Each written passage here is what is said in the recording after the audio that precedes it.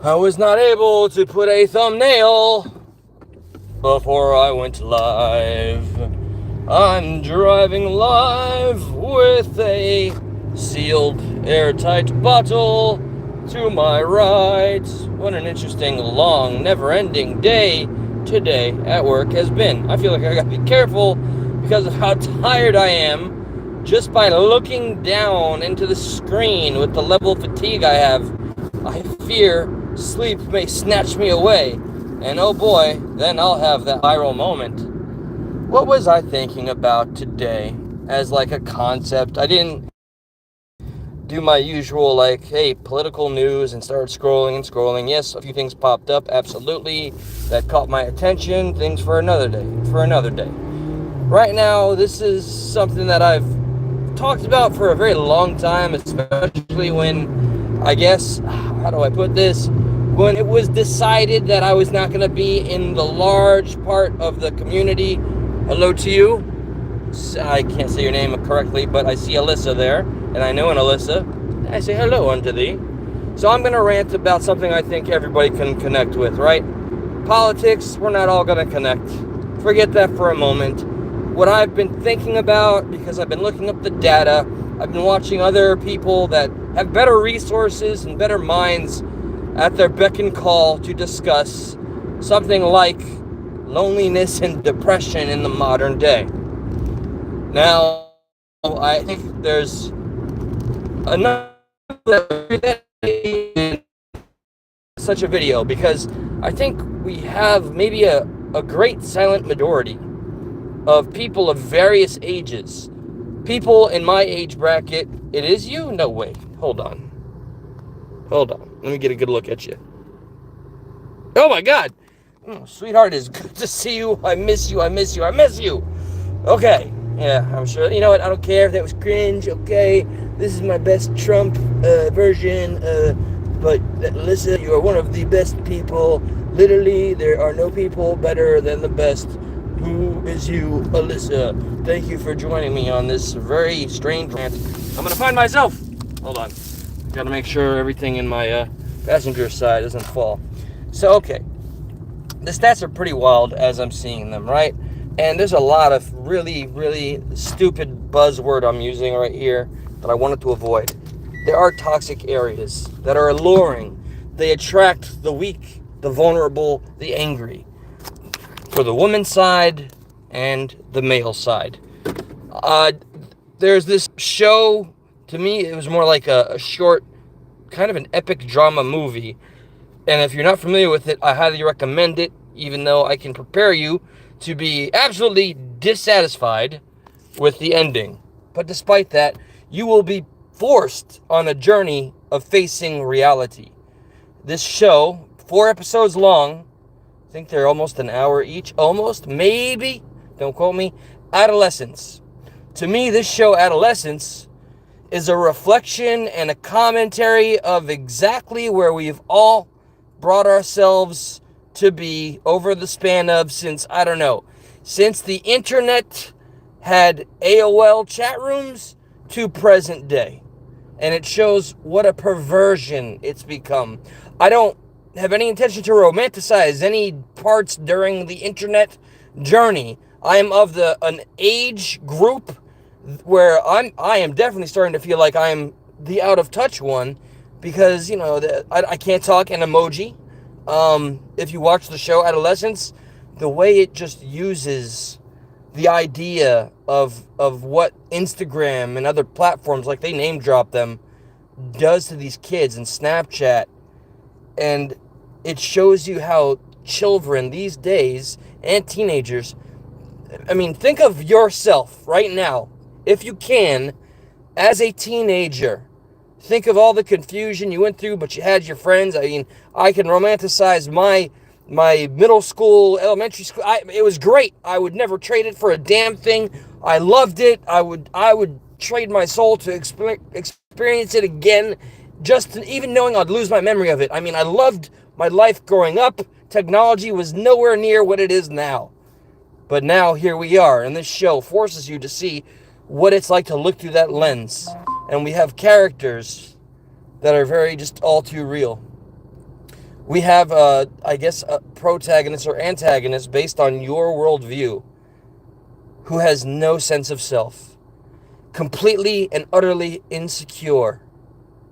The moments where, and if I don't want to spoil anything, but the moments where he's not meek and playing innocent or whatever, and something they don't answer is, was this premeditated, malicious, or whatever? We know that there was anger involved and rage, and we see how it manifests, but it seems like he's lost control of himself because he lost control of the people, his peers' perception of him on Instagram.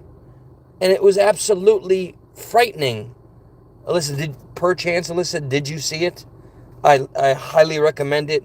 It's one of the most eye-opening shows I've seen in a long while, and it left like a sick, disgusting taste in my chest, in my mouth, in my gut.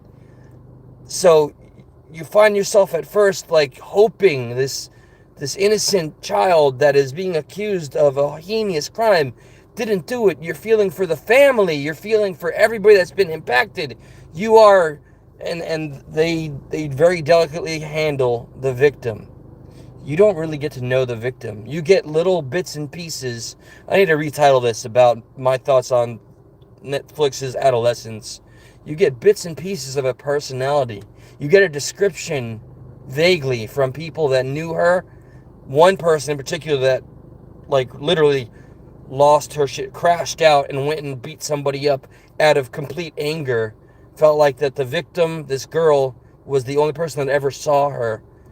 And I began to see how she was being vilified. And it all starts with just being, she was, there's no way to put a pretty bow on this. The person that ends up being unalived is a young girl in a tragic, tragic way. And also it's set up in a way where you're gonna, of course, feel bad for the monster child. Can we ever call a child a monster? Can we ever call a child a monster and truly mean it? They're still developing. I have no doubt that the person they portrayed had no control or understanding of what he was doing. He just has all these feelings, and there's backlash from this particular show on Pierce Morgan and from the guy that does the Whatever podcast, Andrew Whatever, who I usually always agree with, but this time he had such a cold-hearted take. He called Adolescence covert feminism. I personally didn't see anything feminist or extremely liberal in what we witnessed in this show. Again, recommending it so you could be your own judge and jury on this. The victim is a poor girl that, flashed Snapchat and it went around. Somebody else shared it. Our antagonist finds her and they find it on CCTV, and he follows her and he tries to say, but he can't, because he lost, just like the majority of people this day and age, and the children that are growing up in our schools currently, just like the majority of our children out there, I do believe this was a reflection of reality, did not know how to adequately express his feelings of compassion and empathy, and even how he was attracted to her. So he ends up saying, and you gotta kind of hear him carefully because it's delivered in such a manic pace. He approaches her and tries to say, hey, I don't care that your chest was flashed everywhere in the school and that all these people saw it. Do you want to go to a dance with me? Obviously, this is a 13-year-old boy that has no idea how to communicate, and she pushed him away, and he was confused by that. She said something to the effect of, you think you know me, something. She was obviously insulted because he brought up the fact that her pictures are going all over the school. So, where it gets, I guess, there's levels to this, and I'll make it brief. She decides to utilize the manosphere, which is mentioned. I don't know anything about the manosphere. And Andrew Tate's name is dropped, and toxic masculinity areas of the internet. I hate these terms because these buzzwords have dumbed down how negative they really are, because we hear them, we're like, oh, goodness, it's just somebody else using that for an agenda. No, truly, if you like Andrew Tate, you better explain to me very carefully what you admire so much, because that's a human trafficker. But with that being said, so after she makes this kind of a viral post on Instagram and Facebook, she tags him and calls him an incel. And our main character, 13-year-old boy, loses his shit, follows her, and as it would be in Britain and nowhere else, finds a sharp object that he got from a friend and takes that poor girl's life. We never get to hear a word from. We see her in pictures and footage and pieces of posts, and I just, after I see something that sticks with me for as long as it has, and it really shook me to the core, I can't help but utilize my platform and make a recommendation to anybody to please take your time, give it a watch. I promise it'll draw you in pretty quickly. Be ready, it's very dramatic. It's not a slow burn, but it's intense, and it's one of those things that they do it in one take to add to the intensity. The actors feel the fatigue of getting a damn good performance in. So we got brilliant actors, brilliant script, and the conversation that it's provoking, I think, is very important. So I would hope for those of you that I know on this channel that I've come to respect and adore so much to please use your analytical minds and inspect it for yourself. Get a feel for it, and please let me know what you thought of it. Comment on the video, email me, whatever it takes, whatever you choose. But I really hope you do give it a shot. Welcome to the Matrix. Everything is being fed to you accordingly. No joke. Most people still believe it's only a movie. Donald, they brought up the Matrix in this very 5-episode show on Netflix, and it's amazing how a single reference of the show being the red pill and the blue pill, and then there's the black pill. From that meme and that moment where Morpheus offers the two different truths, the son of a cop who's investigating this crime tries to explain the whole thing. So, let me see.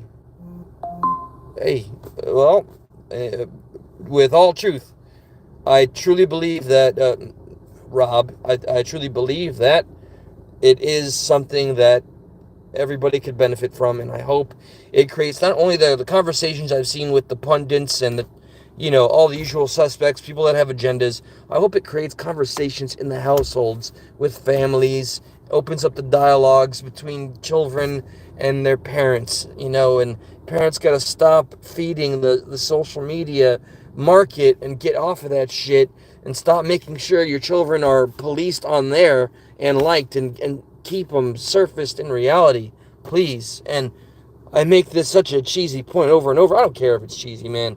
Like, cherish your loved ones. They're only there for so long. You have no idea. When they're gone, it's over. They're gone. Their memory lives on within you. Do what you must and do the best you can with it.